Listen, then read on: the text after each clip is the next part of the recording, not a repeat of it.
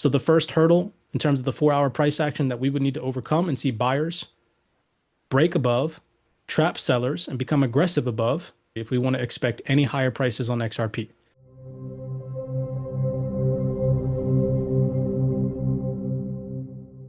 Alrighty, so in today's video breakdown, we're going to do a quick update on the fundamental landscape, just some things I'm paying attention to. We will briefly break down some of the important aspects of the Fed FOMC meeting in minutes today that was released. We'll kind of briefly go over that, touch on that. Nothing has significantly or substantially changed from what the market was already pricing in, which is 2 rate cuts into 2026 in the later half of the year, not at the beginning, as long as the data supports it. So we'll touch on that briefly. I'll read some of the highlights that I had identified in the FOMC meeting in minutes from today. We will also give a brief update on Canton's price action and XRP's price action, utilizing the deltas, and then we'll go into detail on XRP's price action, and we will take a look at the order flow and set some realistic expectations, looking at the sell walls, looking at all the hurdles that we would need to see buyers overcome in order to see any higher prices on XRP. As we have been giving accurate updates to the public on these, and this will be our last Zoom call heading into the new year's tomorrow and the day after our holidays, right? So before we get into the technical analysis, let's just first take a look at the fundamental backdrop. So the FOMC meeting in minutes was released today. And from my personal opinion, the tone of this FOMC meeting in minutes is clearly mixed, but cautious leaning. Slightly less dovish, in my personal opinion, than what the market was pricing in. On one hand, we had policymakers openly acknowledge that downside risks to the labor market have increased. Things like hiring slowed and unemployment edged higher, which is why the overall committee felt justified cutting rates at the most recent meeting and keeping the door open to further easing if, that is a big if, conditions deteriorate or continue to deteriorate. On the other hand, the Fed is still not confident yet that inflation is substantially moving back to the 2% target. And several participants stressed that progress on inflation stalled and that cutting too aggressively could risk inflation becoming entrenched or unanchored with the expectations. And so for markets, in my personal opinion, to confidently gravitate towards continued easing in 2026, we would ideally like to see clearer evidence of the labor market cooling. Things like weaker payroll growth, rising unemployment claims, or softer wage growth in the coming days ahead, as next week we do have some very key important labor data, which we'll take a look at. And then we also would need to see in the following weeks with the CPI, the PPI, and the core PCE that will come out from December, but we'll get it in January. We need to see continued convincing disinflation, right? Especially in core services and goods. Now, without that combination, I personally think that the Fed will continue to wait, right? They won't hike rates or anything of that nature, but they'll definitely wait. They won't cut aggressively as the market is currently expecting if we don't see data that further supports it. And so we can see in the highlights here, in yellow, we have kind of like a dovish leaning to neutral outlook, things that weren't net positive for risk assets like crypto, but still kept rate cut possibilities on the table. And then in red, I have highlighted for you guys the things that were hawkish leaning and pushed back slightly or could push back slightly on rate cut optimism. So I'll just read these briefly for you guys, then we'll roll over into taking a look at the fundamental calendar for next week, as that is going to be our primary focus heading into the holiday stretch and into the new year. And then we will roll over into the updated technical analysis on Canton and XRP. And then don't forget, heading into the new year, we do have order flow on some other digital assets like Solana, HBAR, Bitcoin, Ethereum. And so we will try to pick maybe 2 or 3 of those assets and take a look at the order flow on those assets as well in the new year. All right. So just reading the neutral outlook here, I have highlighted in yellow. Now, if it was dovish or supportive of a risk on backdrop, I would have highlighted it in green. But it says here, those who favored lowering the target range for the federal funds rate generally judged that such a decision was appropriate because downside risks to employment had increased in recent months and upside risks to inflation had diminished, since earlier in 2025, or were little changed. This statement here, however, is contradicted in this paragraph. The second yellow paragraph reads, most participants judged that further downward adjustments to the target range for the federal funds rate would likely be appropriate if, here's that if inflation declined over time as expected. So that's why I'm saying in the coming weeks ahead, we need to see lower inflationary figures if we want to see a solidification that the Fed's going to cut in 2026. With respect to the extent and timing of additional adjustments to the target range for the federal funds rate, some participants suggested that under their economic outlooks, it would likely be appropriate to keep the target range unchanged for some time after lowering of the range at this current meeting, which was in December. So this is a higher for longer period of time, wait and see mentality from the Fed. Now, the two things that I thought were the most hawkish in this report today says those who preferred to keep the target range for the federal funds rate unchanged at this meeting expressed concern. That's not a good word for risk assets like crypto.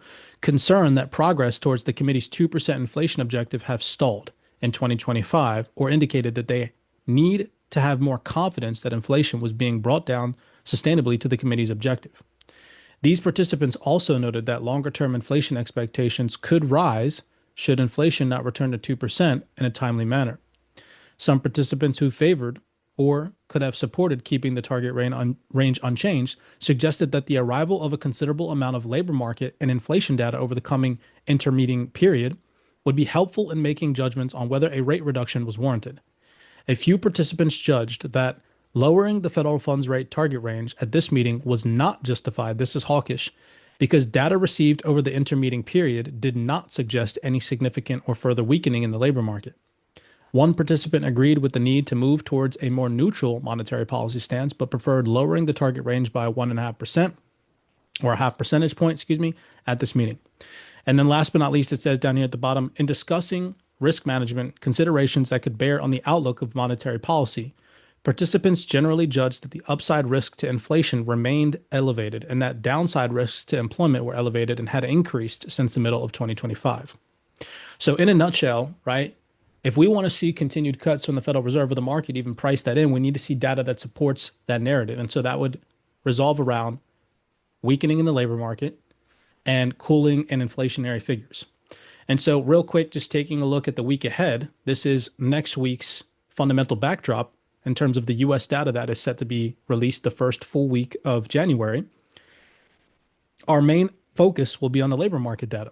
Do we see strengthening or weakening of the labor market? And does this data support further continued easing from the Fed? Or does it support a strong and healthy, resilient labor market pushing back on the rate cuts that the Fed could deliver in 2026? So on Wednesday, we have ADP non-farm employment change, JOLTS job openings figures, followed by Thursday's challenger job cuts and unemployment claims. And then, of course, we have Friday's most important non-farm employment change, non-farm payroll, and the unemployment rate, coupled with consumer sentiment and inflation expectations. So I won't deliver any, predictions or scenarios now. I'll wait until our Sunday Asia session report to deliver these scenarios for you guys in the coming days ahead. So that way you guys are prepared for the possible scenarios that could unfold into the new year. But this will be our primary focus heading into the new year. Outside of that, some headline fundamentals that I'm still being tentative of. I've been kind of being mindful of them and sharing reports as we go along in the fundamental section for you guys. Obviously, of course, I mentioned the Middle East tensions. If anything escalates, we just saw Trump warning of Iran, a possible strike, urging Hamas to disarm. If that scenario escalates, we could see further safe haven demand, gold, silver, continuing its rally and less demand for risk assets like crypto.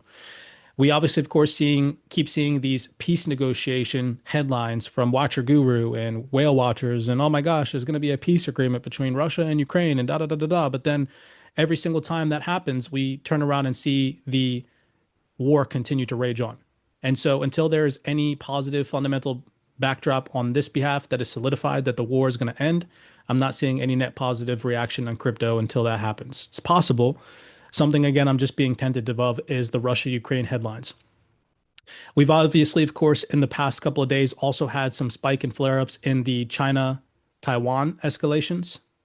So any of these geopolitical tensions escalating over the weekend or heading into the new year could create more demand for safe haven assets and less for risk assets like crypto. So I'm keeping all of these things on my radar. Another thing that I'm being very mindful and watchful of is the outcome of Congress and their decision on Trump's tariffs. Do they deem Trump's tariffs that took place in 2025 illegal or legal? That is going to have a major implication on crypto assets, in my personal opinion, in the coming weeks ahead. If Congress deems Trump's tariffs illegal, it could spark a massive slew of uncertainty in global markets, as the markets would have to reprice in new net tariff announcements, unprice in all the previous agreements and all these things that took place in 2025, and it would just create uncertainty. And we know that risk assets like crypto don't usually tend to like uncertain conditions. So again, something I'm being mindful of. We still are hearing rumors of a possible yen intervention if the yen currency weakens against major FX pairs. So just be mindful of that. Historically speaking, a stronger yen is not good for risk assets like crypto. I don't care who on the internet says that Japanese yen unwinding carry trades is positive for digital assets like XRP. That is false. It will be bad for the majority of risk assets, as cheap yen has been borrowed and leveraged in the digital asset space over 13 years.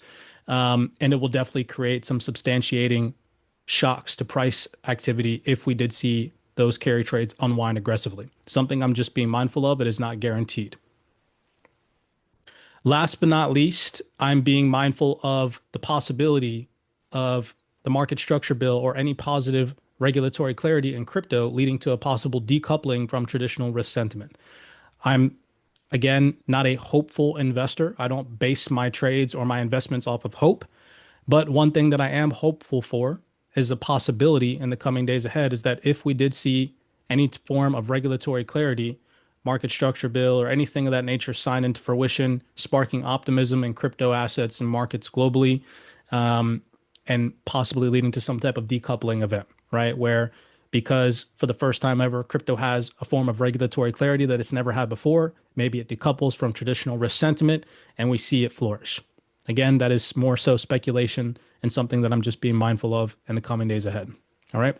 So those are all the things on my radar right now. Primarily, I'm focused on the upcoming scheduled data in the form of the labor market figures, which we'll go into more detail Sunday and Monday next week in our Zoom calls. All right. So that way you guys are well informed. Moving on, covering the updated technical analysis before I break down my MNQ trades over the past consecutive couple of sessions, which I'll do at the end. So any of you crypto traders and investors can jump off the call, and I'll just stick with the futures traders breaking that down here at the end. So in recent updates, we've been doing a public backdrop and TA analysis utilizing deltas, showing the general public how accurate our software is. The most recent update that I gave on Canton, I mentioned in this small video breakdown that price was trading at around an institutional sell dark pool, and that if we were to hold above the bottom of the delta, we would likely see a continuation rally up into or back into the high to mid 14-cent range. Taking a look right now on Canton, that analysis has come into fruition.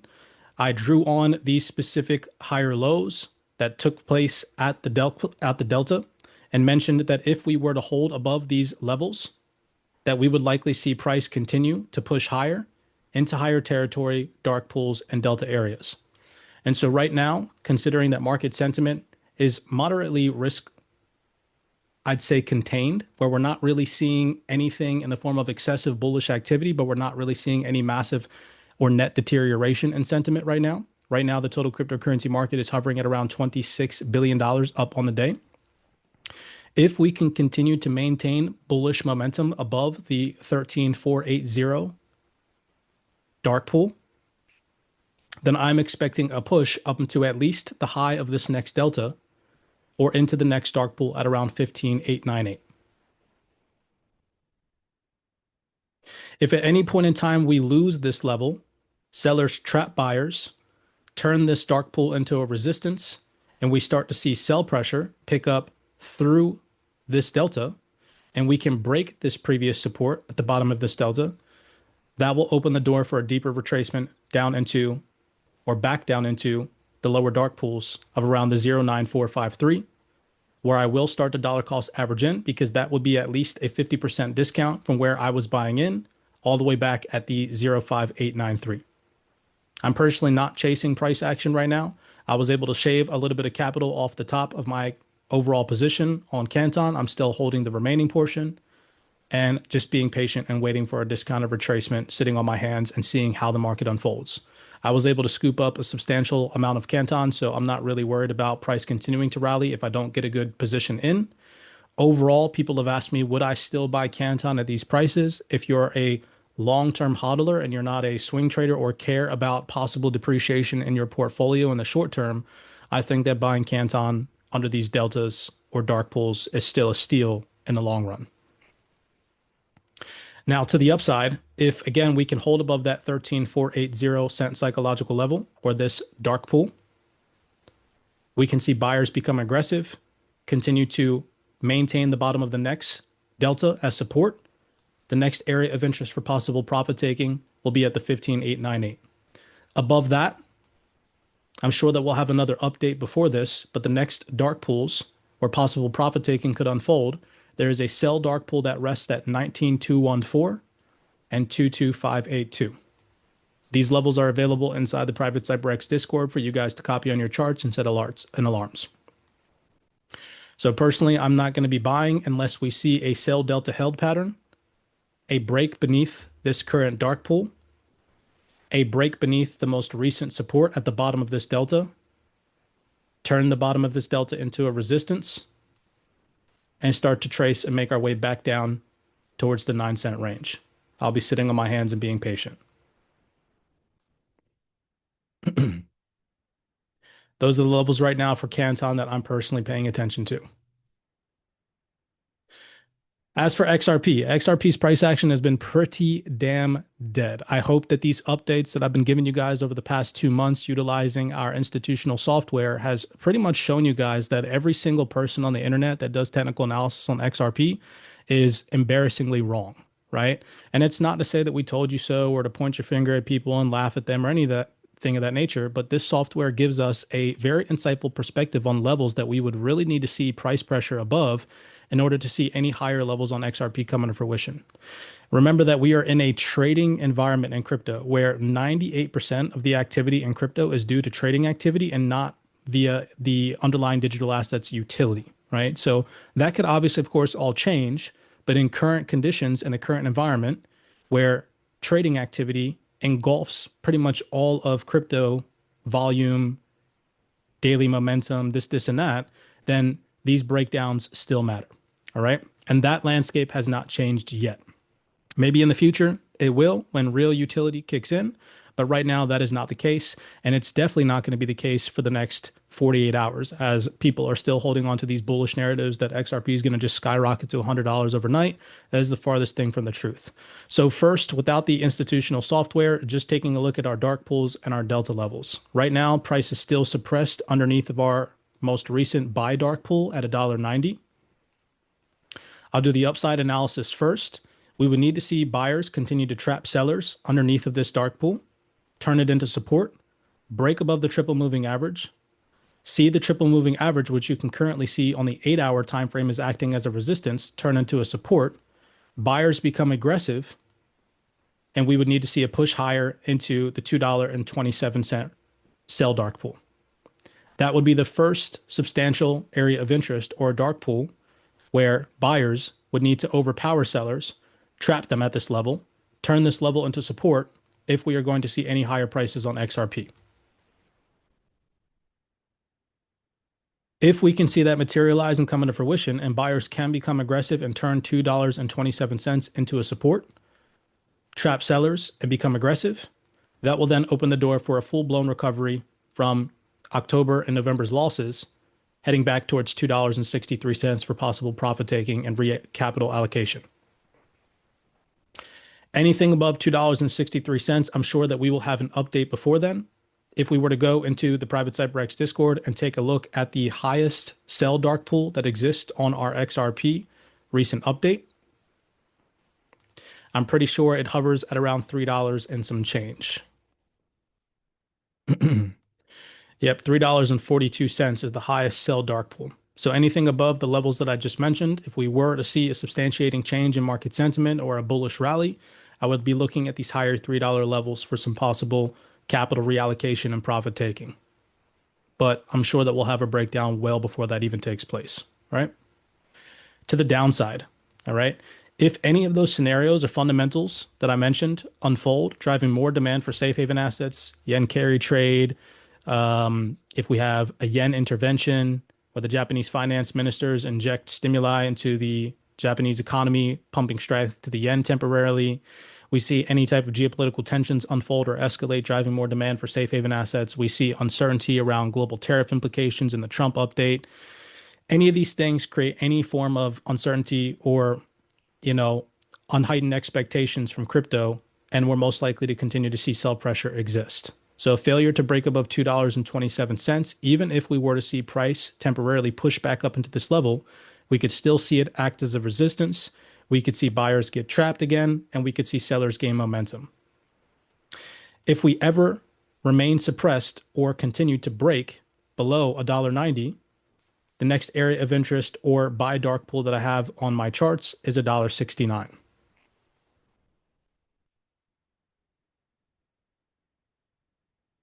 Any break below $1.69, that would open the door for a possible revisitation of $1.39, which is the next buy dark pool below that. And don't forget the deepest or lowest level buy delta that we have for XRP that has popped up on our radar just in case. I have alerts and alarms set and some buy limits set at these lower levels. Comes in at 73 to 81 cents, as you can see over here in the right hand corner. Obviously, of course, to get to those lower levels, we would definitely need to see sentiment continue to deteriorate and worsen compared to what it already is today. Right now, that is not the case. We need to be remaining reactive and attentive to these headlines in the coming days ahead, as I'm sure that Q1 of 2026 is going to bring massive amounts of volume and volatility in the days to come. Now, let's take a look real fast at our institutional software. So that way you guys can actively see some things that we were talking about before on XRP, giving you guys a realistic expectation as to what would need to unfold if we were to see higher prices. So let me stop sharing this screen and let's go over to our order flow.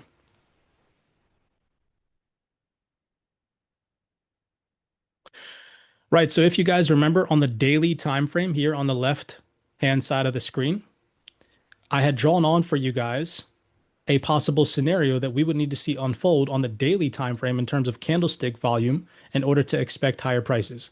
Here in these shadow box candles that we drew on in previous video breakdowns, we had mentioned this level or area at $2 being a trapped buyer here in this area where you can see, again, a trapped buyer. You can see buy volume in a sell candlestick that broke a previous support or buy wall.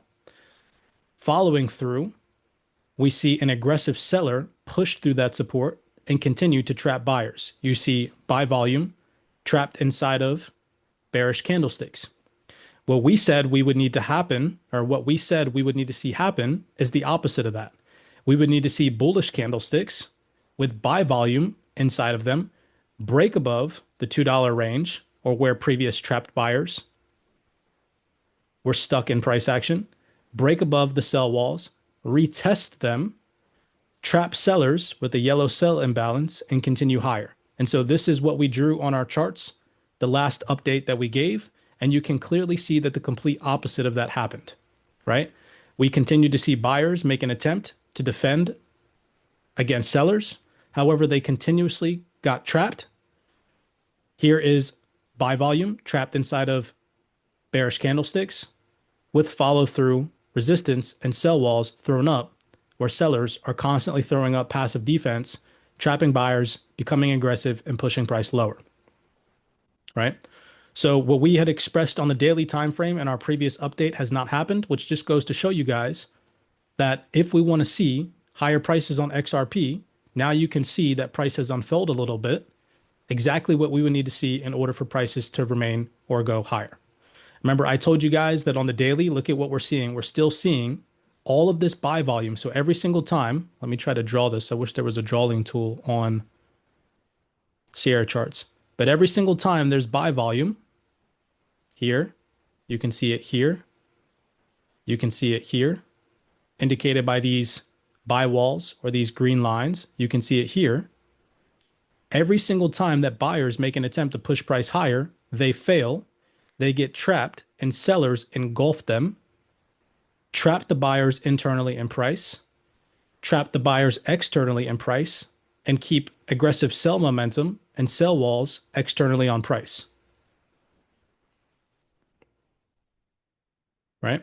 So if we want to see on the daily time frame, buyers take back control of XRP's price action, you'll notice how these sell walls are externally on price. We would need to see the buy walls flip externally, and we would need to see the buy walls engulf or trap the sell volume inside or internally price action like it is for the buy volume. We need to see all these sell walls turn into support.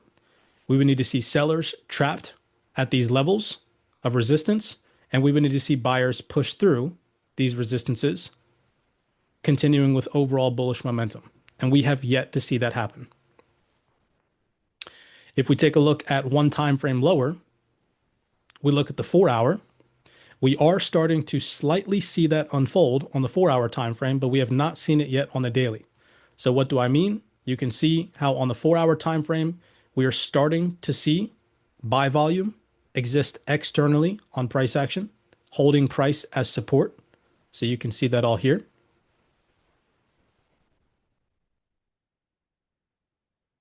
We would need to continue to see price push higher. All of this buy volume continue to trail and track price and support it to the upside externally on price.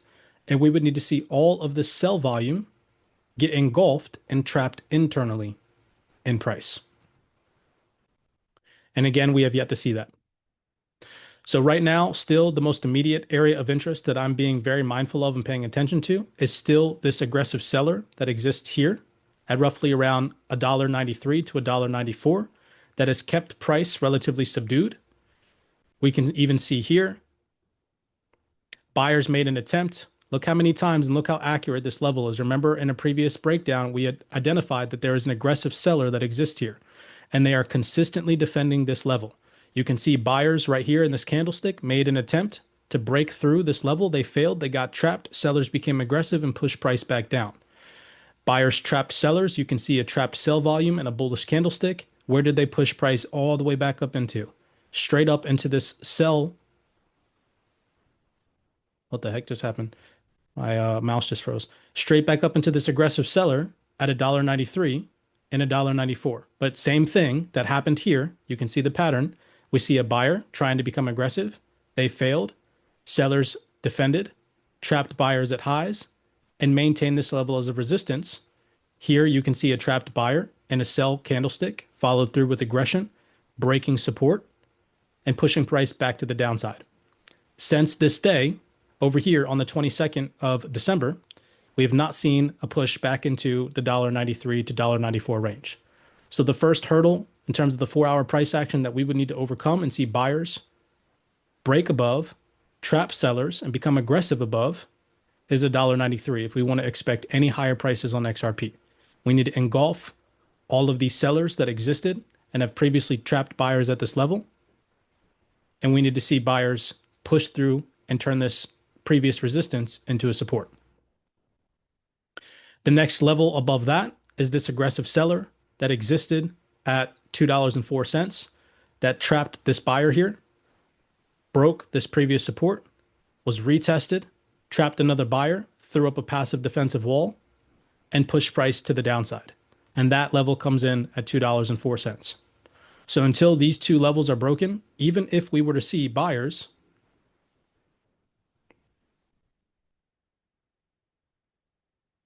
push into these levels, we need to be cognizant of what has taken place before.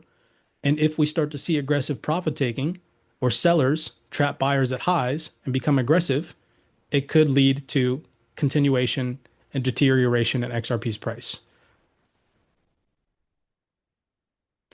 Right? So just be mindful of these levels. If we cannot see buyers overpower sellers at these levels, which is $1.93 to $1.94 and $2.03 to $2.04, I would be very cautious on any rally up into these levels if we cannot break above them. As we've seen time and time again, every single time buyers come up into these levels, they just get trapped by sellers and price reverses. Right? So now that you guys have a real logical technical analysis and understanding of where we're at currently on XRP's price on the higher time frames, that is my update for crypto as of right now. I'll probably do another update heading into next week, going over where price action is as we roll over into the new year. But for now, I'm not expecting any higher prices on XRP until those levels are overcome and achieved by buyers. All right. Any questions on the order flow or the deltas before we roll over into breaking down my M and Q trades for the day?